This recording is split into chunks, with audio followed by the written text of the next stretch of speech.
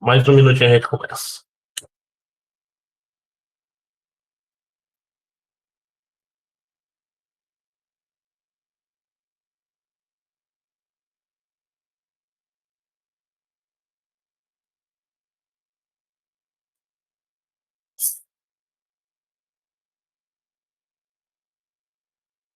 Bom, tá bom. Pessoal, tá todo mundo me ouvindo bem? Beleza, podemos começar? A aula de hoje, se fosse uma aula presencial, ou seja, como eu faria ela originalmente, ela seria uma aula de laboratório. Estaria todo no laboratório, vocês na frente do computador, programando, porque tem programação nessa aula. Por que eu acho importante isso? Porque eu quero que tenha pelo menos um pouco um aspecto de mexer com SEO de verdade nessa disciplina, não ficar só na teoria, tá? E eu vou falar muito durante todo a disciplina sobre chamada de sistemas e coisas do gênero, né? Chamada de sistemas é uma parte importantíssima, principalmente porque ela vai gerar troca de contexto lá na frente, entre outras coisas. Pois bem, o objetivo aqui, então, vai ser eu mostrar algumas coisas sobre a API de processo, especificamente do Linux, tá? Quem está no Windows, eu recomendo bastante instalar o subsistema Linux, é jogo rápido para instalar isso aí até, porque as chamadas de sistema do Windows são um pouco diferentes, então você pode ter algumas dificuldades na hora de rodar alguns comandos, tá bom? Na prática, eu quero mostrar para vocês um pedaço da API do Linux, que é a parte responsável pela criação e pelo gerenciamento de processo, tá? Então, é uma aula prática, é uma aula legal. Programar, eu garanto que vocês estão com muita saudade de programar em C, né? Está torto. Então, a gente vai programar Czão básico, de antigamente, lembrar do passado, sofrer, né? Ver que é bom. Então, é bom que vocês lembrem como programar em C. Eu só quero programar em C++. Pode ser em C++. Pode ser em C++. Porque C++ vai ser compatível com C puro e vai ter as chamadas que quem quer, né? Na prática, a gente vai focar em apenas 3 chamadas de sistema, que eu vou explicar como funcionam. Por que eu faço isso? Porque essas chamadas de sistema são essenciais, elas são a base de como funciona a gerência de processos, tá? Então, eu vou mostrar para vocês como o SEO gerencia essa parte de criação de novos processos e destruição de novos processos. Ou seja, como um programa pode falar assim, ei, cria um processo novo, certo? Então, a gente vai focar em 3 rotinas. A fork, que é uma rotina importantíssima, e não só importantíssima, ela é não intuitiva, então é importante a gente ver ela um pouco em sala de aula. A exec, que serve para executar novos programas, e o wait, que serve para esperar como o próprio nome diz. Então vamos começar pela fork, que a fork é a mais mista, tá? O resto vai passar bem rápido. A chamada fork ela é basicamente a responsável pela criação de novos processos. Todo processo é um fork de um novo, né? Fork, talvez, o Git não usa o termo fork para branch, né? Porque fork é criar é um desvio no caminho. Eu acho que é o SVN que usava isso, essa terminologia. Ou seja, você tem o branch principal, né? O galho principal, tronco, e você faz uma divisão. Isso é um fork, né? Tanto que é a palavra que gera uma palavra super bonita em português, que é a palavra forquilha, né? Que é um pedaço de pau que é assim, que serve para fazer baladeiras, seringas e afins, né? Então, a fork, ela é uma chamada de sistema onde o teu programa fala assim, eu quero criar um processo novo. Então, ela deve ser bem simples, né? Deve ser tipo, só cria um processo novo e o processo está criado e segue o jogo, né? Então, se você acha que ela é simples, você achou errado. Essa é uma função, é uma chamada de sistema que ela tem uma API bem estranha. É muito estranha mesmo essa API. Porque ela não funciona, não é o jeito que eu implementaria. Tá? Não é o jeito que acho que quase ninguém que não é o Dennis Rich e o Ken Thompson implementaria. Porque ela é bizarra. Mas vocês vão já entender por quê. E eu vou explicar por que ela é bizarra desse jeito e para que ela serve. Então, ó, lá no Colado Web tem um zip chamado Códigos para o Laboratório fulano de tal.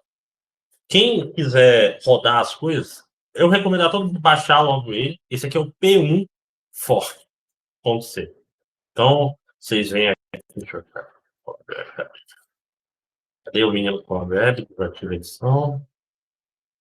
Tem aqui no Falar Web. Igual. Ele está bem aqui. Tá? Códigos para o laboratório ao fim de API de processo. Vocês vão aqui para esse zip e abrem eles. Eu devia ter falado para vocês fazerem isso no começo da aula, vacilei. Mas acontece. Então, vocês pegam esses códigos. O código P1Fork.c é esse aqui. Tá dando para ver legal? Tá dando para ler? Sim. Sim, tá. Beleza. Então, vamos dar uma olhada nesse código e como ele funciona. Esse código, ó, ele imprime o Hello World, faz aqui a chamada fork na linha 7. Tá? Então, ó, pode ver, RC, que é o valor, é o código de retorno, tá? Isso que significa a variável RC, recebe fork. E aqui ele faz um if. Se o retorno for menor que 0, ele imprime que deu erro e sai. Se o retorno for 0, ele vai imprimir, olá, sou o filho, e vai dar o PID. PID é o identificador de processo, tá? Todo processo tem um número que identifica ele. Então ele vai imprimir sou o filho e o número de processo. Se esse RC não for igual a 0, ele vai imprimir sou o pai. Ou seja, esse programa vai imprimir sou o filho se esse retorno aqui do fork for 0, e vai imprimir sou o pai se esse retorno aqui for acima de 0. Vamos ver o que acontece agora? Vão abrindo aí, que vocês vão precisar já rodar ele aqui. Então, vou mostrar aqui que é igual. É o P1 fork. É o mesmo código, igualzinho. Saudade de compilar coisa, né, gente?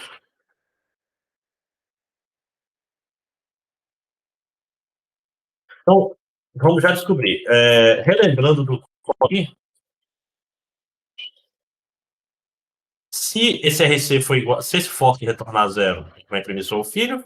Se retornar acima de 0, vai imprimir sou o pai. E se retornar abaixo de 0, ele vai imprimir erro, mas ele não vai imprimir erro, porque para dar erro de fork, eu vou explicar depois, é uma situação bem específica do sistema operacional. Vamos lá. Olhem só o que aconteceu. Vamos pensar no que está acontecendo aqui. Está todo mundo vendo meu terminal, né? Fiz direito isso. Sim, ele não mostra para mim as coisas. Olha só. Ele imprimiu Hello World e botou um ID 153. Teve um print. Olá, sou o pai de 154, que é o 153. E olá, sou o filho 154. Vou dar o código de novo para a gente ver que situação estranha. Se vocês olharem, ele fez esse print aqui, imprimiu 153, imprimiu esse print aqui com a ID 154, imprimiu esse print aqui, ó, sou o pai de RC, que é 154, o 153. Então, reparem que aconteceu uma coisa muito estranha. Esse código aqui, ele entrou no if, no then, né? No então, e entrou no senão ao mesmo tempo. Seu código está cagado, meu filho. Seu código agora faz coisas que ele não fazia. É o código que ele é verdadeiro. Essa condição aqui, ela foi verdadeira e falsa ao mesmo tempo. Inclusive, ela foi falsa primeiro e verdadeira depois, né? Porque primeiro ele imprimiu só o pai, depois ele imprimiu só o filho, né? Ó, repare que os IDs mudam. Por quê? Porque ele está gerando novos processos. Esses IDs aqui são IDs do subsistema Linux. Então, é aquela história, ele não enxerga os IDs dos programas nativos de Windows, ele só enxerga os programas de Linux. Eu ver isso aqui, esses são todos os programas que estão rodando. Tem o root, tinha um aqui que é importante, que é a base do subsistema, 9, que é o terminal bash, né? Um 10, não, 10 que é o bash, desculpa, e o 157, que é o próprio PSA. Então, cada vez que um processo novo é gerado, ele ganha um novo ID, e esse ID é, tipo, auto-incremento, né? Ó, aqui eu rodei de novo ele é o 159 e é o pai do 160. Agora vamos entender o que está acontecendo aqui. Vocês preferem o branco ou o preto? Preferem esse ou preferem esse aqui?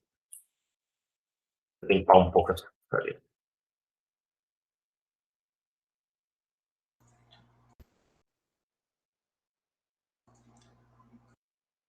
branco ou terminal ou VI no terminal? Qual pega melhor para vocês? Que ficar melhor para o senhor, professor.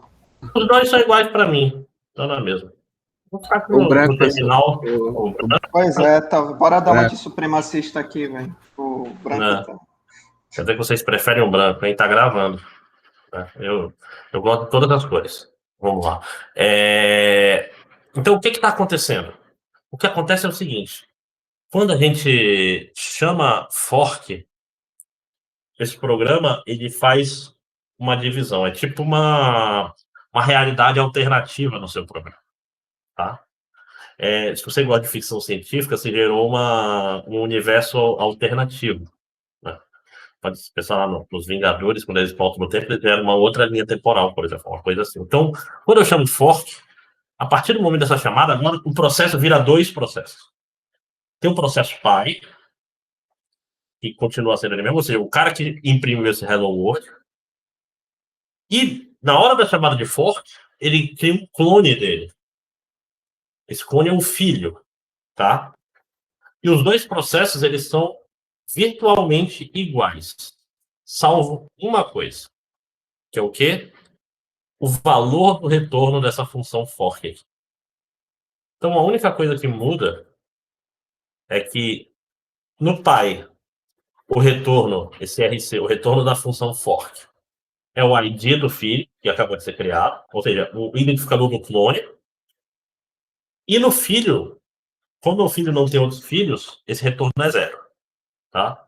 Então, a única forma de você saber de um programa saber se ele é o original ou se ele é o clone depois do fork é de acordo com esse RC. Então, o que aconteceu é o seguinte.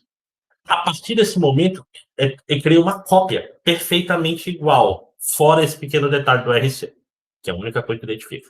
E os dois vão rodar em paralelo. Né? Quem vai definir a ordem que eles rodam é o sistema operacional com escalonamento, que vai ser assunto das próximas aulas, aí semana que vem. Tá? Então, olhem só. E reparem, né? O pai chegou nesse if primeiro e fez esse print antes do filho. Mas não existe garantia nenhuma de que isso sempre vai acontecer assim. Dependendo do sistema operacional, dependendo da carga do sistema, pode ser que o filho chegue antes. Tá? Então, se eu rodar muitas vezes... O meu computador ele é muito potente, desculpa aí, né? E ele acaba sendo, tipo, essas coisas... Eu tenho que botar aqui para renderizar um vídeo, fazer alguma coisa caótica, abrir um jogo, abrir o Overwatch aqui, para ele começar a ficar... Overwatch não sabe, né? Para ele ficar pesado o suficiente para ele poder trocar de ordem, tá? Mas se vocês rodarem aí na máquina de vocês, nada garante que ele vai dar essa mesma ordem que deu para mim, tá? Todo mundo entendeu o que aconteceu aqui? Ele gerou, na prática eles são dois programas, é como se eu tirasse uma cópia da execução e tem dois programas rodando ao mesmo tempo. Ficou claro para todo mundo? Porque agora vai piorar. Professor, se o processo filho é uma cópia do pai, por que não teve dois print Hello World? Isso é uma ótima pergunta. Ele é uma cópia, ele não é um clone. Ficção científica é boa nessas horas. Tem dois tipos de clonagem em filmes. Você tem um clone, você pega a célula do cara e você faz um bebê. E você tem um clone de filme, que é aquele clone super não realista, que é exatamente igual à pessoa, tem as mesmas memórias e tudo igual. O fork é esse segundo tipo. O processo que nasce do fork, ele nasce dessa linha aqui. Entendeu? Então, ele pega o estado atual do processo. Na aula de vídeo, eu já falo de estado de processo, né? Ele copia o estado do processo e com ele copia o program counter, que é o cara que diz qual linha que está rodando agora. Então, ele vai copiar tudo. A única diferença é o RC. Todo o resto ele é virtualmente igual. Então, ele é aquele caso de clone perfeito que ninguém nem sabe quem é o original e quem é um clone, fora o RC. É claro? Então, se antes desse RC eu declaro uma variável para salvar algum valor, o filho vai também ter essa variável vai na ter memória? uma cópia dessa variável. Isso. Eu vou falar da memória, porque tem coisa interessante sobre a memória para acontecer aqui. Isso é uma boa pergunta. Uma boa pergunta mesmo. Então, vou já falar que eu acho que está nesse slide aqui, tá? Então, estou chegando na parte da memória. Então, na prática, isso daqui Professor? eu já falei. Diga. Então, o que vai acontecer, então, Só ver se eu entendi aqui. Ele vai criar, tipo, vai executar em paralelo tudo que ocorrer, então, depois desse comando do fork, é isso? Mesma coisa Isso que vai ocorrer. é uma cópia do programa. Pensa nisso. Ele tirou uma cópia do programa que está rodando no mesmo ponto. Pensa que, sei lá, se tiver, pensa no emulador. O emulador tem save state, né? Pensa que tu, por exemplo, pode salvar estado no emulador, abrir outro emulador e começar os dois ao mesmo tempo. É isso que está acontecendo. Aí cada um é o seu próprio, né? E aí, tipo, eles vão rodar exatamente igual? Depende. Depende. Por exemplo, esse aqui não rodou exatamente igual, né? Porque por causa desse if. Por causa do if do RC. Fez um ir para pro Olá Sou o Filho, outro ir para Olá Sou o Pai. Mas ele roda, ele se comporta exatamente igual depois. Tá? É o mesmo programa, o mesmo executável, só que ele tira uma cópia. Tira uma cópia e começa a rodar daquela linha em específico. Ficou mais claro? Ficou, professor, obrigado aí. De nada. Esse Hello World está aqui justamente para deixar isso bem claro, né? Um Hello World só sai uma vez, porque ele não volta ao começo. Ele parte da linha 9. Certo? Então vamos falar agora um pouco sobre a dúvida do Petronilo, que era a questão da memória, né? Isso é uma coisa importante. É uma cópia, mas não é uma cópia exata. Ele não é o mesmo programa. Não é o mesmo programa rodando duas linhas em paralelo, que é threads. Ele gera uma cópia, tá? Então, ele vai pegar todas as variáveis que esse programa tem, ele vai tirar cópias. Então, por exemplo, se eu tiver aqui, tivesse declarado uma variável x que recebe 10, o filho também teria uma variável x com o mesmo valor de 10, tá? Na prática, o que ele faz é ele pega todo o estado do processo e copia, tá? Vai ter os seus próprios registradores, vai ter suas próprias. Ele tira uma cópia, e aí, a partir da cópia, cada alteração no filho não mexe no pai, e a alteração no pai não mexe no filho. Tá? Por quê? Porque eu falo, pense que é um clone mesmo. Tipo, se você tira um clone exato de uma pessoa e depois você corta o braço do original, isso não vai cortar o braço do clone. Isso não é assim que funciona. Certo? De novo, é igual a viagem no tempo dos Vingadores. Exemplo que dá para usar hoje em dia. Né? Uma coisa interessante, essas cópias estão com um asterisco aí. Por quê? Porque você pode pensar, pô, mas se meu programa está com 1 GB de alocação, estou com um monte de variável, ele vai copiar 1 GB? Não, ele faz uma parada. Tem que entender o seguinte: o pessoal de computação é tudo inteligente, né? Então eles fazem uma parada que é o copy on write. Que é o quê? Ele copia, mas ele só vai fazer uma cópia física depois que ou o pai ou o filho alterar. Então, vamos dizer que eu tenho uma variável.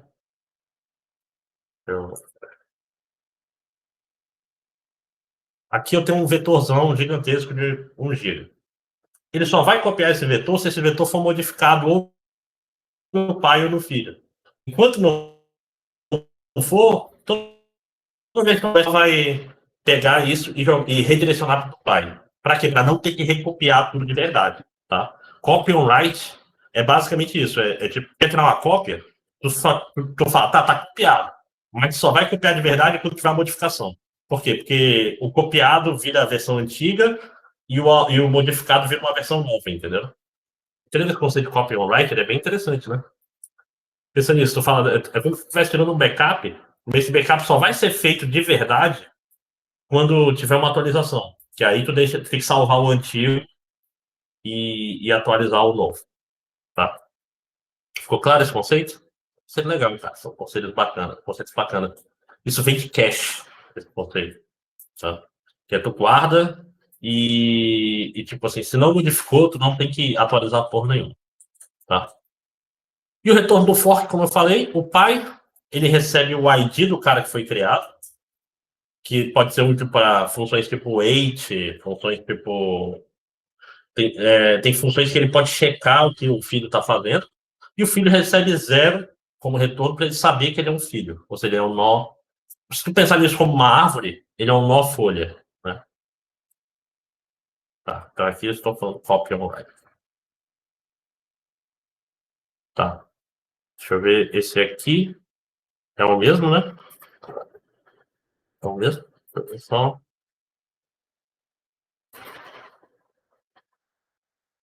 É o mesmo, tá. Esse é só para quando eu voltasse, quando eu volto, para não voltar tantos slides para chegar nele. Uma coisa interessante que eu falei esse programa aqui é o que a gente costuma chamar de não determinístico. Por que não determinístico? Eu tenho garantias matemáticas de que o processo eu possa determinar em que ordem esse programa vai rodar. Ou seja, eu não consigo dizer com absoluta certeza que o pai vai imprimir antes que o filho. Tá? Isso, na próxima. Nessa aula anterior, eu já falo de estado de processos, né? Iniciando, executando, bloqueado. Eu acho que é logo nessa aula 2, né? Fala. Ninguém viu o vídeo? Vocês estão. Rapaz, cuidado. Professor, eu vi, mas eu não lembro em qual que o senhor fala. Se eu não me engano, é no segundo mesmo. Não, pois eu digo desses primeiros 4 vídeos, tá? Desses que eu passei até agora, né? Isso que é importante, tá? Mas vamos lá. Então, o fato de não ser determinístico acontece por quê? Porque na hora que o pai chama fork é na chamada de sistemas. E se não é chamada de sistemas, deixa eu botar aqui a. Sendo uma chamada de sistemas, ele faz o quê? Ele sai de executando e vai para bloqueado, até o SO terminar a chamada de sistema. Aí o pai sai de bloqueado, vai para pronto e fica esperando para ser escalonado de novo para voltar a executar. Nisso, o filho é criado e também fica pronto. E aí, dependendo da política para escolher qual cara que vai mandar, pode ser que o pai entre ou que o filho entre. Por isso que é não determinístico. Tá?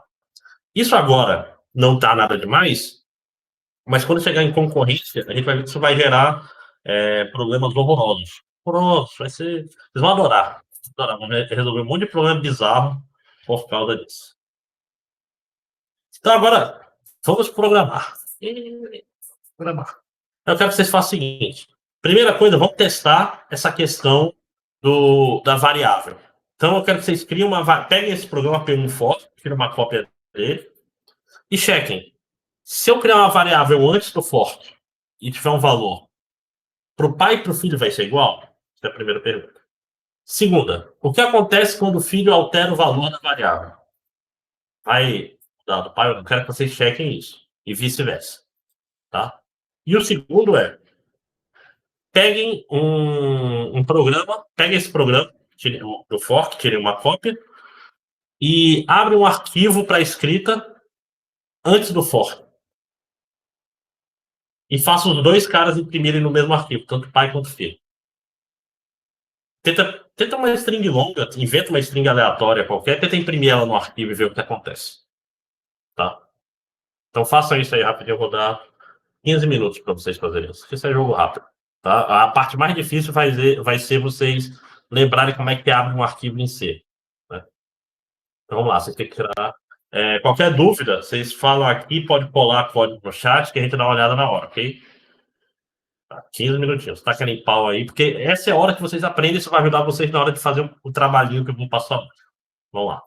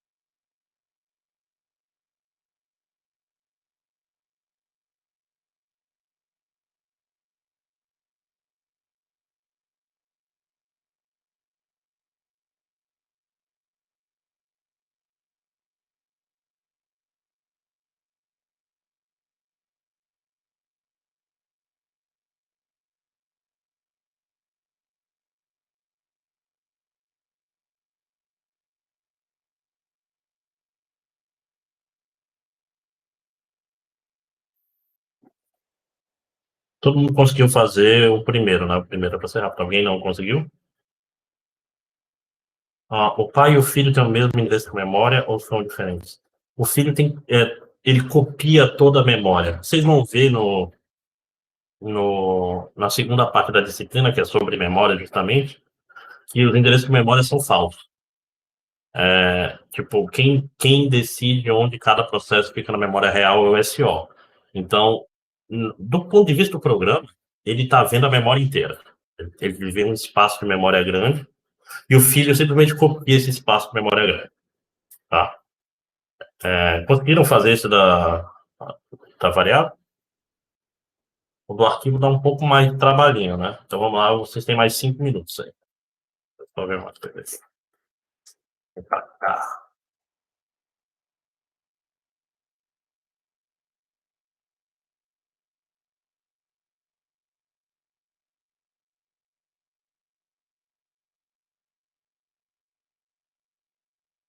Ficou claro, Paulo?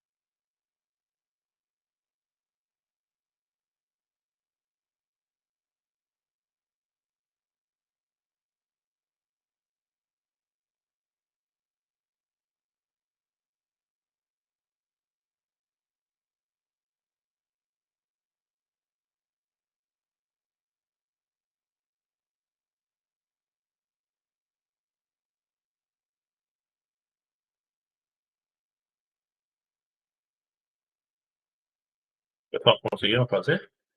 Querem mais tempo? Professor, estou vendo aqui como é que eu consigo usar o fork no Windows. No Windows eu não. Cara, subsistema Linux é a melhor coisa, porque o Windows não tem fork exatamente. Pois é, eu ativei, acabei de reiniciar o computador e continua não reconhecendo. Tem que abrir o Bash for Windows. Entendi. Tem que Obrigado. abrir, aí tu vai abrir aquele terminal e rodar lá, entendeu? Aí tem que. Tu pode, dentro do terminal do Bash for Windows, tu consegue enxergar C, D, etc. Mas tem que compilar com o GCC e rodar lá, entendeu? Mas pra gente não chegar até às 6 horas, depois vocês tentam, né? Então o importante deixa eu mostrar aqui meu exemplo.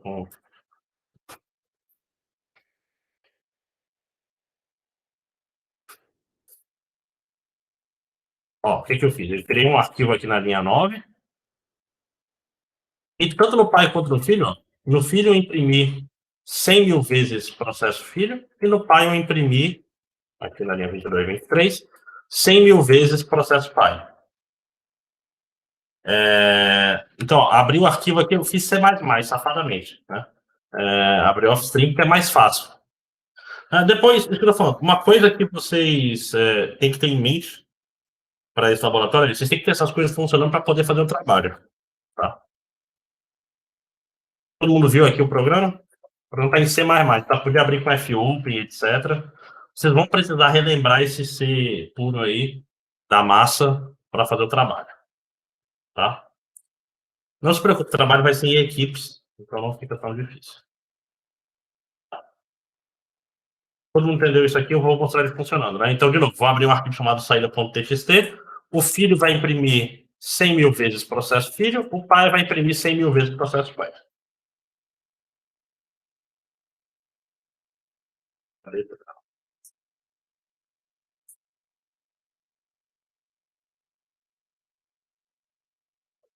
Veja vagabundo.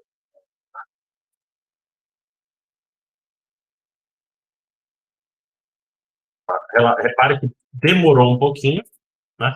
Para quem tá com dúvida, eu estou rodando no Windows também. Eu não estou no Linux. Esse terminal aqui é um terminal do Bash for Windows. Estou rodando um aparentemente. Mas o símbolo parece um símbolo do Ubuntu. Tá? Então depois vocês vão lá procura instalando o Ubuntu no Windows, é super fácil. Mas vamos dar uma olhada no que aconteceu com esse arquivo aqui de saída.txt. Olha só que interessante. Apesar dos programas da placa eu procuro terem aberto serem cópias, na hora de copiar, ele não copiou o arquivo. Ele copiou o quê? Um ponteiro para o arquivo. Vocês lembram, né? Quando abre um arquivo, eu tenho um ponteiro que na prática, eu uso para o SEO para comunicar. Eu quero gravar naquele arquivo especificamente. Agora, olha que interessante. Saiu intercalado de uma forma esdrúxula. Tá? Intercalado completamente maluco. Por quê? O que significa isso? Significa que, às vezes, o filho consegue rodar várias vezes antes do pai rodar de novo. Fica intercalado até bonito, né? Às vezes o pai consegue rodar várias vezes antes do filho rodar de novo. Olha só que bonito, né? Não, reparem. No começo, o pai rodou muitas vezes antes do filho conseguir entrar. Ó, aqui tem um pedaço longo. Aí o filho começa a recuperar. Depois de um tempo, ele fica quase intercalado, só de vez em quando tendo algumas vezes repetidas o mesmo cara. Então, por que aconteceu isso? Porque na prática, toda vez que você grava alguma coisa no disco, você é uma chamada de sistema, esse é que o processo sai. Então, provavelmente o que estava acontecendo enquanto o pai escrevia, ele sai, aí tinha uma chance boa do filho já entrar. Aí o filho entra, escreve, sai também, fica nessa indo e voltando. Só que, como é um processo não determinístico, a gente não tem nenhuma garantia de ordem. Como vocês podem ver, por exemplo, aqui no meio, 3 pai, um filho, um pai, um filho, dois pais, um filho, tudo na doida. Por quê? Porque o arquivo é um só, e eu tenho 2 programas escrevendo nele ao mesmo tempo. Ficou claro? Eles, inclusive, estão compartilhando o mesmo arquivo aberto no SO. Tá? Todo mundo entendeu o fork? Eu posso ir para as próximas? É só uma última dúvida. O que acontece se eu der um kill no pai? O filho continua rodando? Isso é uma ótima pergunta. Se eu fizer um pai, o filho morre normalmente. Por quê? Porque geralmente você quer limpar. Quando um processo morre, você mata todos os filhos dele, João. Isso é bom para fazer limpeza. Então, vou dar um exemplo que já aconteceu na vida de vocês, né? Vocês estavam lá no terminal, vocês rodaram um programa com desse jeito aqui, por exemplo. Um ampersand. Vocês sabem o que faz isso, né? Isso aqui faz. O programa roda, mas o terminal não fica travado, certo? Só que se você fechar o terminal, o programa para, não é verdade? Já tiveram esse problema? O programa pode estar rodando aqui, mas se você fechou o terminal, qualquer programa que estava rodando nesse terminal, ele morre junto com o terminal. Por quê? Porque os programas que estão rodando dentro do terminal são filhos do terminal. E quando você mata um processo, você mata todos os filhos dele. No Linux, o primeiro processo que roda é esse processo aqui. Esse processo PID1. É ele. É o root do kernel. Ele é a primeira coisa que roda no kernel Linux. Todos os processos de um sistema Linux são filhos dele. Então, se mata ele, você mata o sistema operacional inteiro. E aí o bicho vai...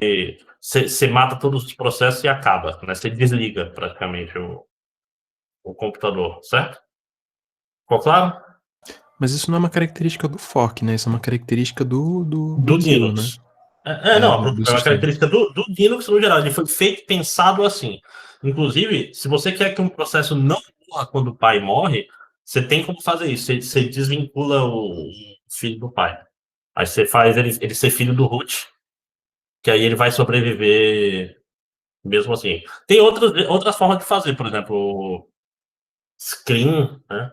NoHub, são programas que justamente eles rodam e eles eles desvinculam o pai. Certo? Entendi, obrigado. Nada. Tá, agora, para a gente dar um pouco de determinismo, vamos ver a questão da chamada wait, tá? Então, eu vou mostrar 2 chamadas, vou mostrar mais a wait. Primeiro, do que a wait PID, porque ela é mais chatinha, a wait PID ela tem mais parâmetros. Mas o wait é basicamente o seguinte: espera algum filho morrer. Morreu algum filho, você ressuscita. Né? O pai fica parado. Uhum. Fica parado até o filho. Qualquer filho, vamos dizer assim. Tem uma coisa sobre fork. Eu posso fazer quantos forks eu quiser, né? Eu posso. Um processo, ele pode botar esse fork num while. Ou ele pode botar esse fork numa repetição infinita. Já pensaram nisso? Então, vai criando processo para sempre. Isso é o que chamam de fork bomb. Até que você vai gerando. Até antigamente você matava um Linux com isso aí. Por quê? Porque você fazia tanto processo novo, que isso vai gastando, gastando, gastando, e o computador fica inutilizado. Hoje em dia, o Linux ele fez assim: depois de X fork aí, eu mato esse cara, né? Isso é até parando terminal, tem um monte de coisa para isso. Agora que eu vi que a câmera está desligada. Tá? Então vamos dar uma olhada no wait. O wait ele vai esperar qualquer filho morreu. Qualquer filho terminou, ele acorda. Certo? Então, olha só. O mesmo programa, né? Igualzinho, ele só tem essa linha aqui a mais, tá vendo? Wait, o pai vai vir aqui e vai esperar. Né? O que significa isso? O pai chegou nessa linha, ele vai ficar travado aqui nesse wait até que o filho saia do for, imprima: olá, eu sou o filho. Então, ó, opa, A grande diferença é essa linha 14 aqui, que tem o weight. O resto é tudo exatamente igual àquele arquivo que vocês estavam vendo. Isso daqui, adicionar esse weight, vai fazer com que esse programa seja determinístico. Vamos olhar aqui.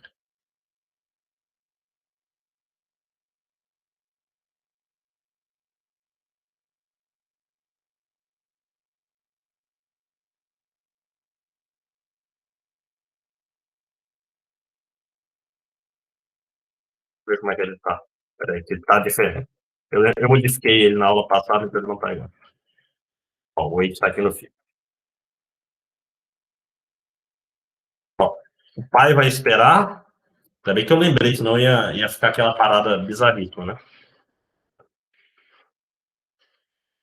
Ó, o filho vai imprimir aqui e o pai vai esperar.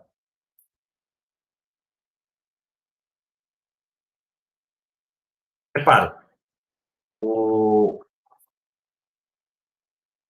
print está errado. Mudei um.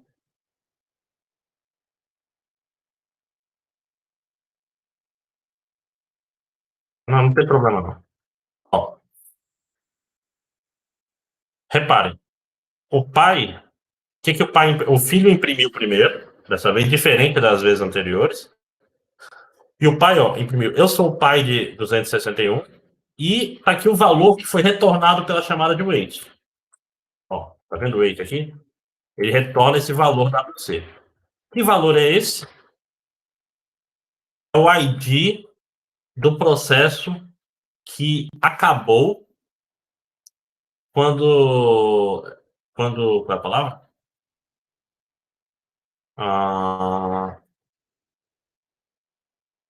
Peraí que bateu o cansaço da aula no fim da tarde, é foda, porque às vezes dá um...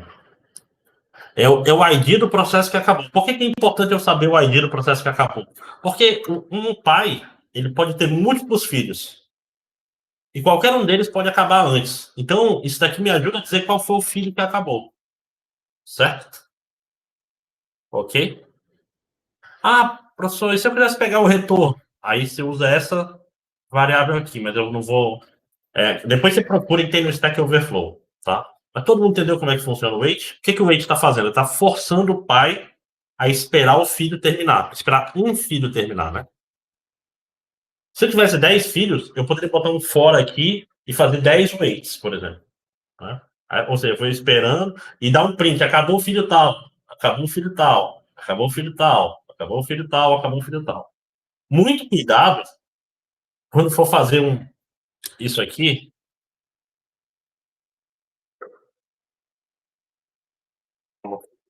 Quando vocês forem fazer isso aqui, na vida de vocês,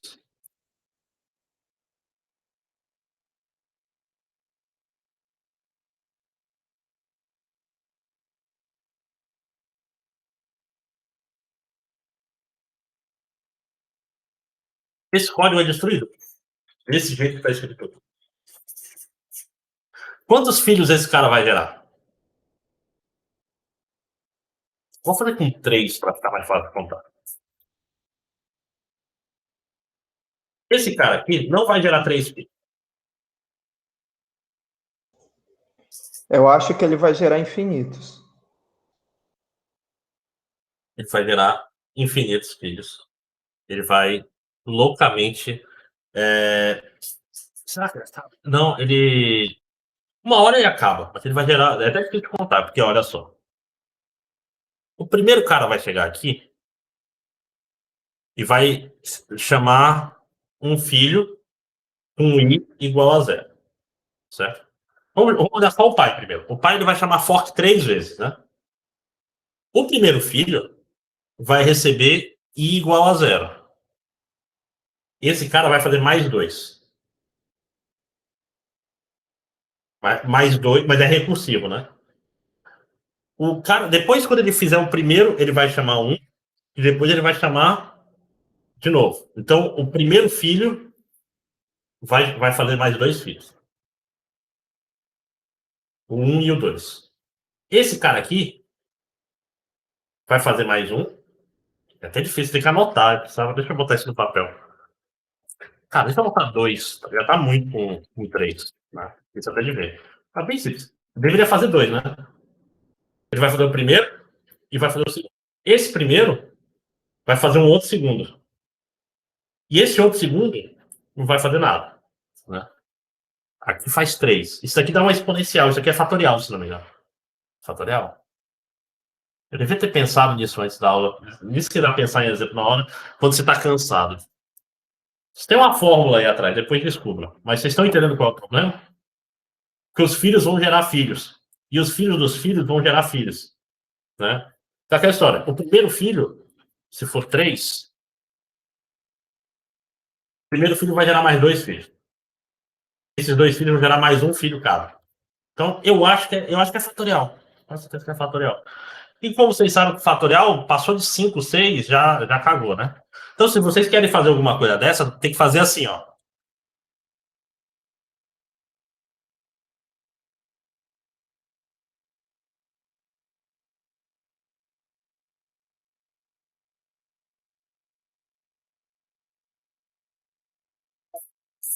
Por quê? Porque aí o filho não gera novos filhos. Não tem netos, não tem bisnetos, não tem trinetos, não tem.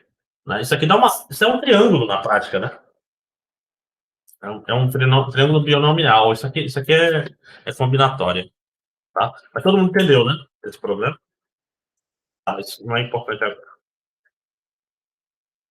E o wait, ficou claro para vocês? O wait faz o processo pai esperar, e isso daqui gera determinismo. Porque não importa o que eu faça, ele sempre vai rodar nessa ordem. Por quê? Porque o pai sempre vai esperar pelo filho. Então agora ele é determinístico porque eu tenho ordenação no programa. As saídas vão ser sempre as mesmas. Tá? Ficou claro? Questão de determinismo? Tá? Então, isso é determinístico por quê? Porque mesmo que o pai rode antes, ele vai esperar. Se ele rodar depois, não tem problema. Se ele rodar antes, ele espera igual. Opa. Agora vamos para o que interessa. Vamos para o que interessa, porque até agora o fork ele parece meio inútil, né? Porque ele está servindo para quê? Para gerar cópias de programas que já estão rodando. Que serve isso? Isso parece uma bobagem grande, né? Mas o filé está na chamada de função exec. A chamada de função de exec, ela serve para fazer uma coisa, para pegar um processo e transformar ele em outro. Ele faz o seguinte, ele troca o executável de um programa e inicia ele no começo também. Então é isso que ele faz, tá? Então, eu gero um filho, esse filho vai ser um clone do pai. Mas a chamada exec vai fazer ele deixar de ser um clone do pai e virar um código novo começando no começo. Ele vai jogar fora as suas memórias antigas e vai virar de fato outro programa. Então vamos ver ele rodando aqui. Ele é um pouco mais complicado, então eu vou explicar ele com calma. Ó, aqui, esse é o mesmo if, ó, fork, igualzinho o mesmo hello world. Isso aqui é interessante, eu tento usar o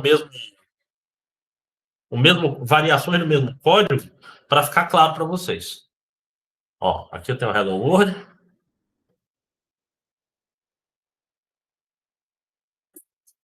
Aqui o mesmo if do fork, caso o fork falhe. Aqui o else do filho e aqui o do pai. O do pai está igual, ó. Espera e imprime. Mas agora o que muda? É o filho. Vamos olhar com calma o que o filho vai fazer. Ele vai imprimir. Oi, eu sou o filho. Criou aqui um vetor de strings, cuja primeira string é WC, a segunda string é essa daqui, e a terceira é... E vai chamar exec. Com esse, ou seja, isso aqui é um comando que eu vou rodar, ele vai rodar esse comando com esse parâmetro. Então, rodou esse comando, wmyargs do índice 0. E aqui os argumentos. O que são esses argumentos? Lembra do argc, argv, que tu usa no C? Está justamente criando eles. Então, essa linha aqui, o que ela vai fazer? Ela vai transformar o processo filho nesse outro processo WC. E transforma tanto que esse print aqui não pode ser imprimido. Essa linha 19 nunca vai acontecer. Por quê? Porque o programa não existe nessa linha. Antes de chegar nessa linha, o exec ele vira outro programa. Ele se transforma em outro programa. Então, se baixasse um programa novo nele, ele deixasse de ser ele mesmo. Né? Então, vamos ver isso funcionando. Aqui está um pouquinho diferente, então deixa eu só mostrar as diferenças. Aqui eu peguei um comando que é mais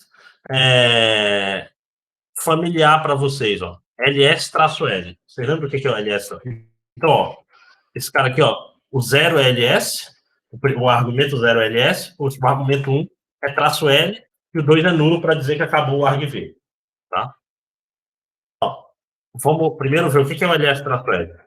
Ele vai mostrar os arquivos que eu tenho na minha pasta.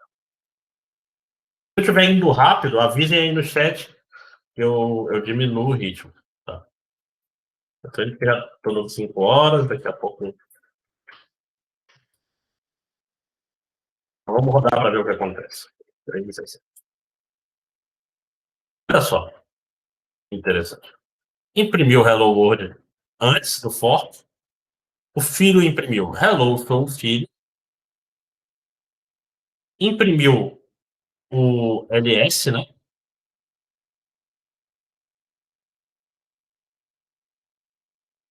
E depois que terminou de imprimir o ls, o pai imprimiu. Então, o que aconteceu? Vamos ver aqui. Ao chegar nessa linha 19 aqui, parou de... o programa se transformou em outro programa. Ele transformou em outro executável. Isso significa o quê?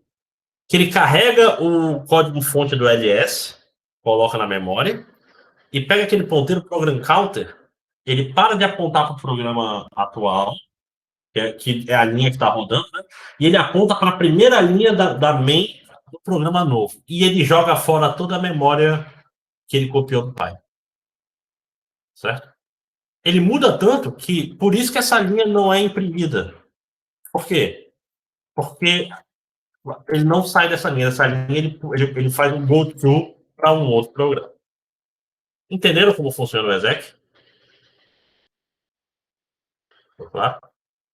Eu vou explicar mais detalhes já, detalhes operacionais. Mas entenderam a filosofia por trás? Estão aí ainda? Entendi, professor. Entendemos. Não sei os outros. Beleza. Vamos lá, porque agora pior. Tá? Então, na prática, o que ele faz é sobrescrever o código-fonte que está sendo rodado, né? E reinicia tudo. Tá? Mas aí que é interessante. O exec, ele não cria um processo novo. Ele altera o processo atual. Quem cria um processo novo é a função fork. Então, geralmente, as duas chamadas trabalham junto. Primeiro você chama um fork para gerar um feed, e nesse feed tu configura ele e roda um exec. Certo? Na prática é para isso que serve. É para... Em vez de no Windows, se não me engano, a chamada é system. A system ela roda como se fosse um comando no CMD. No Linux, não. No Linux eu tenho esse tempo entre o fork e a execução que eu posso fazer outras coisas, que acaba sendo bem útil. Tá? Então, exec é parceiro do fork. Eles sempre trabalham junto. Tá? A função exec, geralmente, ela tem dois argumentos. Primeiro, é o executável que eu quero rodar, e o segundo são os argumentos de linha de comando, né? Aquelas coisas. No geral, é o quê? É o nome do executável e o argv. Só que tem um detalhe sobre o exec. O exec puro, ele tem várias variações, tá? Podem ver aqui, eu tenho... Todas são exec, mas no final ele pode ter V, pode ter P, pode ser ou V ou L, pode ter P ou não, e pode ter E ou não. Eu vou explicar o que são cada uma dessas letras. Tá? VP, ele vai receber o nome do arquivo que está na mesma pasta, ou seja, está numa pasta local, ou seja, ele vai receber qual é o nome? Um path relativo. Você sabe a diferença de path relativo para path absoluto, né? Todo mundo sabe. Então ele vai receber um path relativo à pasta atual e os argumentos. Né? Vírgula os argumentos. nesse formato de vetor, igual eu mostrei, né? Ou seja, vai ser um vetor que na posição 0 tem o nome do programa, na posição 1 tem o primeiro argumento, na 2 tem outro, até tem um cara que é nulo e ele indica que é o fim dos argumentos, certo? Então é desse jeito aqui. Pode ver que é execvp aqui. Então, se eu quisesse mais argumentos, ls-l, no começo do nome de arquivo, não sei o quê, eu ia botando aqui margs 2, margs 3, margs 4 e assim por diante. Tá? O execv sem o p no final é a mesma coisa, só que com pf absoluto. Então, adicionar o p significa que o pf é relativo. Tirar o p significa que o pf é absoluto. Essa que é a diferenciação. Tá? O exec lp, a diferença dele para esse aqui é que nesse ele recebe um vetor, nesse ele recebe separado por vírgulas, tipo o printf. No printf, a gente não bota as variáveis separadas por vírgula. No L é a mesma coisa, vai ter várias strings separadas por vírgula. Tá? E aqui o P relativo sem P absoluto. Por último, se adicionar um esse significa que além de argumentos, você pode passar variáveis de ambiente. Você sabe o que são variáveis de ambientes? Deixa eu ver se tem. Export singular. No Linux, acho que no Windows tem também, claro. Tem algumas variáveis de ambiente que qualquer programa pode acessar. Por exemplo, uma variável de ambiente é o PWD, que é o diretório atual. Então ele herda isso daí. Qual terminal qual o nome do usuário.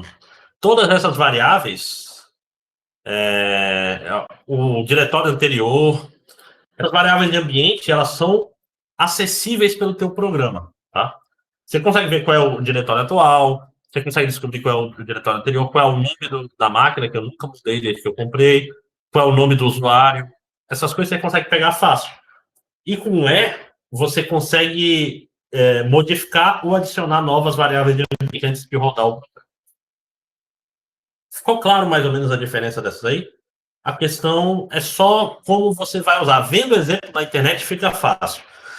A vida real, você fala, eu quero exemplos de exec. Aí você copia, cola um e muda porque quer fazer, né? É assim que é computação hoje em dia. Ficou claro para vocês? Vamos lá, por favor, para continuar. Beleza. Agora, para finalizar cedo, eu tenho que explicar para vocês por que diabos isso foi feito desse jeito tão estranho. Né? Por que não tem uma chamada system que nem no Windows? E sim uma chamada fork e uma chamada exec? Né? Isso daí é aquelas coisas contra-intuitivas que quando você percebe para que serve, rapaz, esse povo é inteligente mesmo, né? Esse tal de pessoal era os cabeçudos mesmo, né? Na prática, quando o Dennis Ritchie e o Ken Thompson foram fazer o Unix, eles pensaram nesse processo para facilitar a injeção de código antes de rodar o programa. Tá?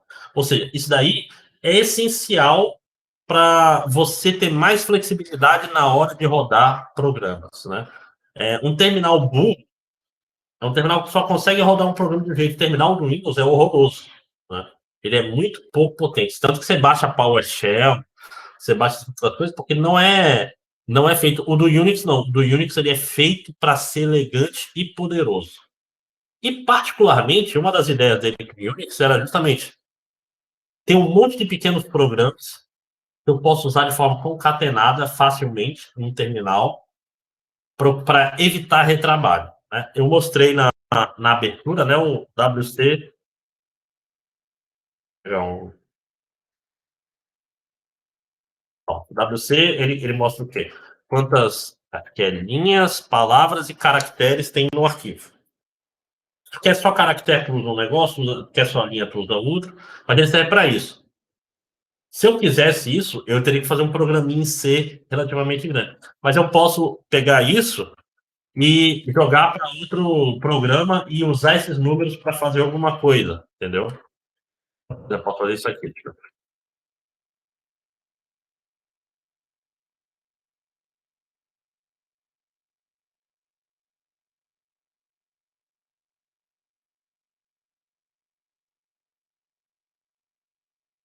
Quero só os caras que têm mais de 90 palavras, por exemplo.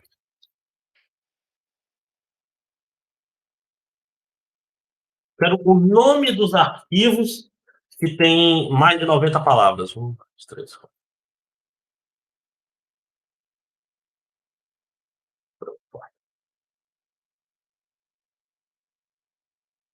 No total, né? Depois eu teria que fazer um.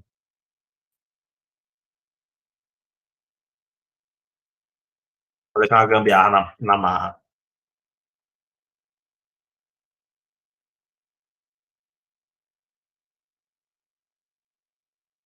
Ah, tem que ser aspas duplas? Aspas duplas, né? Não seja burro.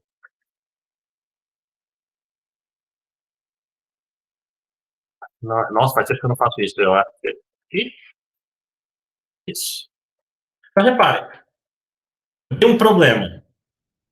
Achar quais arquivos tem mais de 90 palavras. Arquivos.c com mais de 90 palavras em uma pasta. Eu fiz em uma linha. Por quê? Porque o jeito que o Linux foi feito, o terminal foi feito pensando nisso. Isso daqui, o que eu estou fazendo? Eu estou pegando esse comando, está sendo rodado no terminal, pegando a saída dele e jogando nesse outro comando na sequência. Isso daí fez a programação para Unix ser absurdamente mais eficiente do que programação para os sistemas operacionais que eles tinham na época. Não é à toa que tem gente usando, gente velho que nem eu, usando terminal até hoje, porque é muito mais rápido. É muito mais rápido. Coisa que o pessoal faz em pandas, e aí você tem que pegar, salvar em CSV, subir no Python, não sei o que, você faz em uma linha, porra, no terminal. Por quê? E você faz em uma linha desde os anos 60, desde os anos 70, desculpa.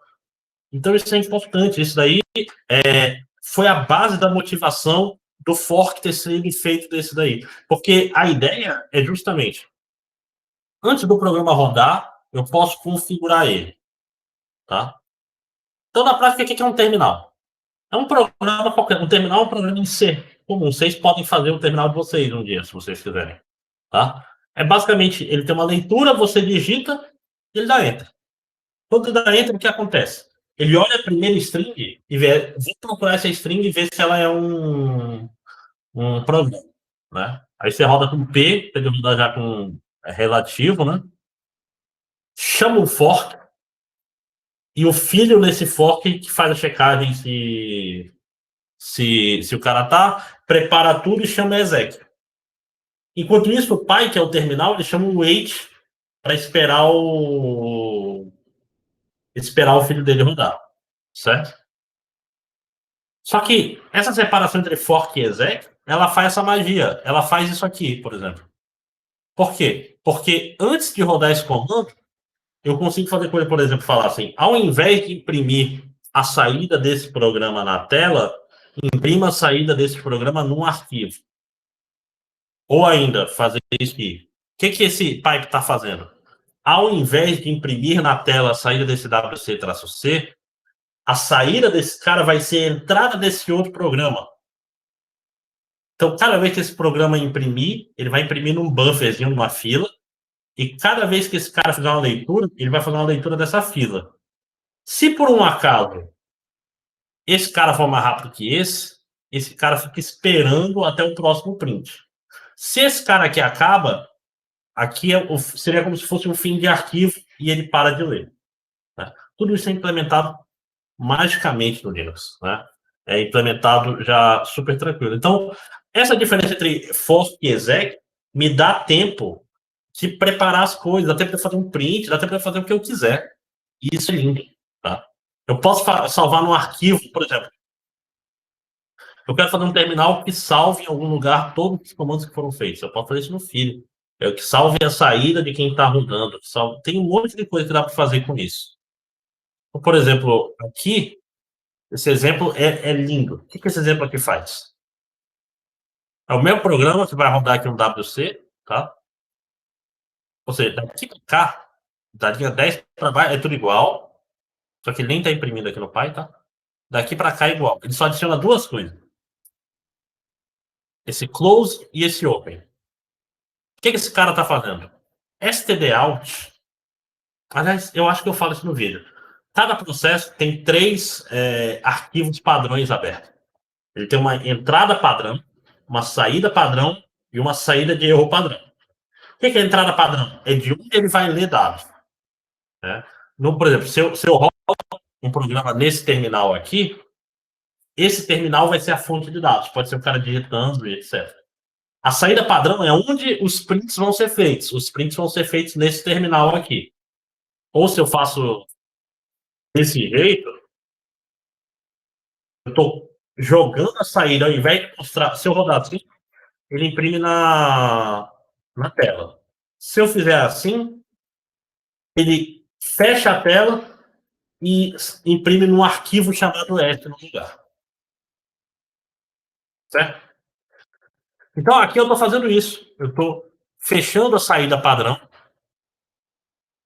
e abrindo esse arquivo desse jeito.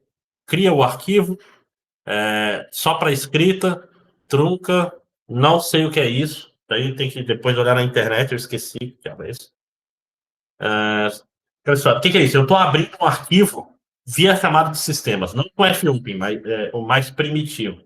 Né? Então, isso daqui vai fazer o quê? Com que esse programa, o que esse cara foi imprimir, o que foi executado, imprimir, ao invés de imprimir na tela, está imprimindo para um arquivo. Eu tenho essa versão dele aqui.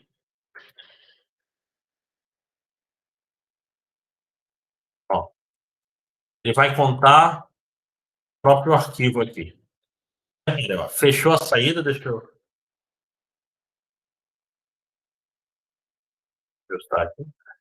Fechou a saída e abriu esse cara. Tá? Repare.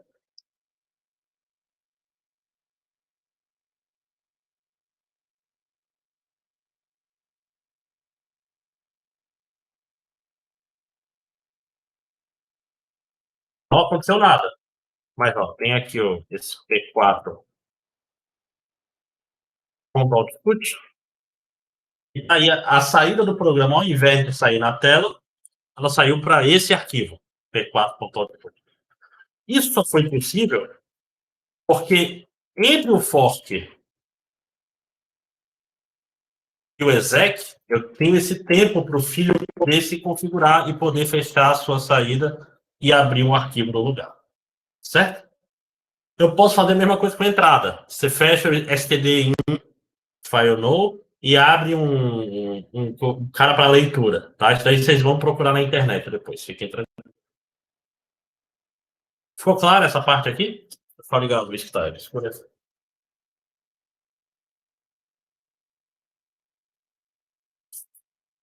Sim, senhor. Beleza. É bem simples, é bem simples. Vocês vão ver quando vocês tiverem que implementar logo, é bem simples. E tem os pipes, que é como eu falei. Pipe é lindo. O pipe é uma fila do sistema operacional. E os 2 programas ficam esperando pelo pipe. Tá? Um escreve no pipe e o outro lê do pipe. Tá? Cada output que é gerado pelo primeiro programa pode ser consumido pelo segundo. O segundo demora muito, o primeiro vai escrevendo e vai ficando salvo em memória o que ele escreve. Se tiver muita coisa sendo escrita, aí o programa dorme. O SEO fala, espera aí. É como se o arquivo tivesse ocupado. Então, aqui um exemplo.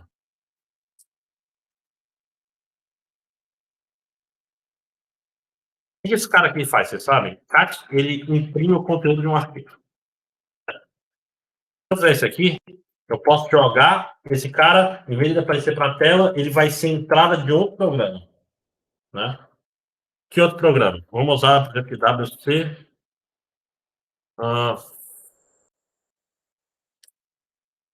WC não, grep. Deixa eu ver, eu quero saber quantos pontos e vírgula tem nesse programa. Ele mostrou só as linhas que tem ponto e vírgula. O grep faz isso, né? O grep sem nenhum parâmetro, ele só reimprime, dado um arquivo, ele imprime as linhas que casam com uma expressão regular. Eu posso contar. Eu tenho 12 linhas com ponto e vírgula. O que eu estou fazendo? A saída desse cat é a entrada desse grep, a saída desse grep é a entrada desse WC. Isso é tudo feito em paralelo, com filas.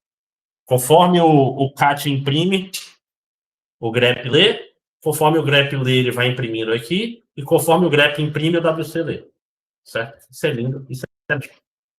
Né? Além disso, tem outras chamadas que fogem um pouco do escopo dessa disciplina, como a kill, por exemplo. Você pode dar um kill e matar um processo qualquer. Você vai ter que...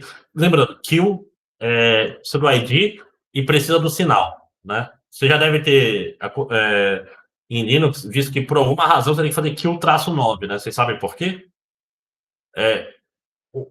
O sinal é vamos dizer assim, quão forçosamente você quer matar. Pode ser, por exemplo, você faz um kill-1, você tá falando, não, cara, se tu não estiver fazendo nada, quando der, morre aí. Enquanto o kill-9, ele é sumário, né? Tá falando assim, ó, mata esse cara imediatamente. Você fala que o kill-1, ele é bem mais... Pra que serve isso? Ora, interface gráfica, quando você vai fechar, às vezes você quer que... Não fecha, não pergunta se o cara quer salvar esse programa antes, por favor. Isso é o quê? O SO deu um sinal fraco para ele, falando, olha, cara, a gente está fechando, já vai fechar, você quer alguma coisa? Aí o cara já sabe que está fechando e o programa pergunta se tu quer salvar antes. Tá? Então serve para isso. O programa recebe um sinal, ele tem um tempo de reagir. A não ser que esse sinal seja -9, que aí ele é violento e o cara morre na hora. Né? Então, além disso, tem um monte de outras chamadas de processos que fogem um pouco do escopo dessa disciplina, tá? Ficou um pouco claro para vocês? Vocês acham que vocês estão aptos a usar essas coisas? Porque vocês vão ter que usar essas coisas. Acho que dá. O tempo Né? É fácil. Porque esse primeiro trabalho é o trabalho para todo mundo bem. É o proto-terminal clássico. Né? O que é o proto-terminal? É um quarteto, então tem bastante gente. Você tem que fazer um terminal simples. O que esse terminal tem que fazer? ls, cd, pwd. Ele tem que rodar qualquer comando. Tipo assim, se eu estou numa pasta, tem um executável, eu tenho que conseguir rodar um executável naquela pasta. Certo? Então, ele tem que funcionar isso. Ele tem que ter 4 modificadores. Ó. Concatenador de saída, concatenador de entrada, alterando a saída, ou seja, para o cara sair, salvar num arquivo. Mudar a entrada para o cara ler do arquivo ao invés de ler da tela. Pipe e o ampersand, que é o cara... O que é isso? Quando você roda e o cara não fica preso no terminal, né? Esse é o mais fácil de implementar. Então, você tem que implementar todas essas coisas com esses cenários. Ele pode, por exemplo, ele pode rodar o programa com ou sem o ponto barra. Ele pode rodar com vários argumentos. Eu vou testar com mais de um argumento, tá?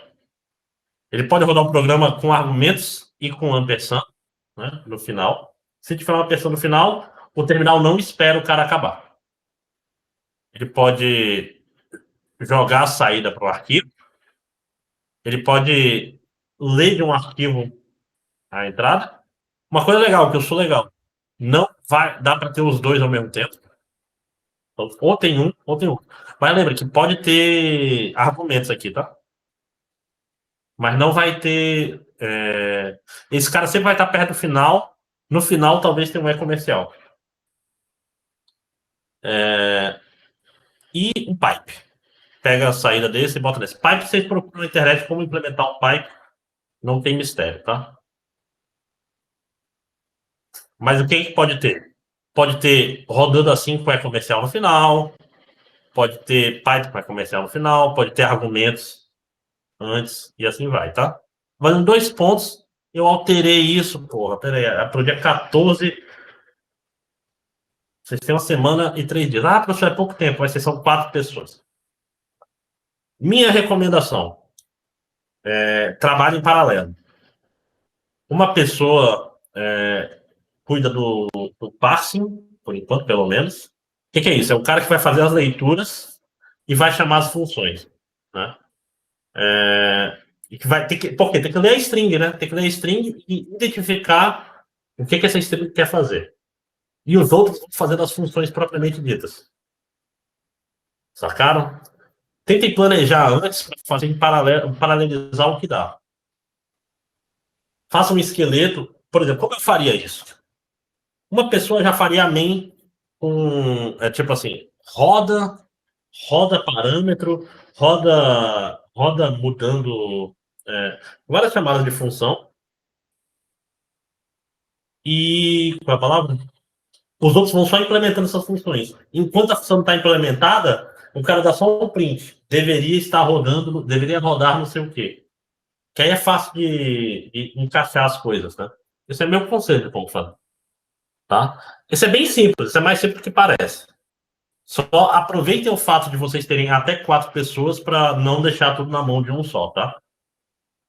Alguma dúvida? É bem simples. Dia 14, tá? Quarta-feira da outra semana. Não é muito tempo, mas não peguem esse diabo na internet, porque eu procuro toda vez e é 0 na hora. Vocês estariam perdendo o meu tempo e o tempo de vocês. Beleza? Beleza. Beleza, pessoal. professor. Qualquer dúvida, só entrar em contato comigo lá pelo Telegram. Show? Ó, já pode ver, já tá. Porra, eu alterei. Será que não atualizou? Ah, tá faltando dar o FC. Tá aqui, ó. Tem 8 dias aí. É tranquilo demais, rapaz. Numa tarde você mata isso aí. Tá? Não precisa ser super sofisticado, tá? Só tem que funcionar. Beleza? Pessoal, valeu, boa aula. Daqui a pouco eu boto esse vídeo lá no Falar do Web. Valeu, gente. Até. Olha, pessoal. Falou.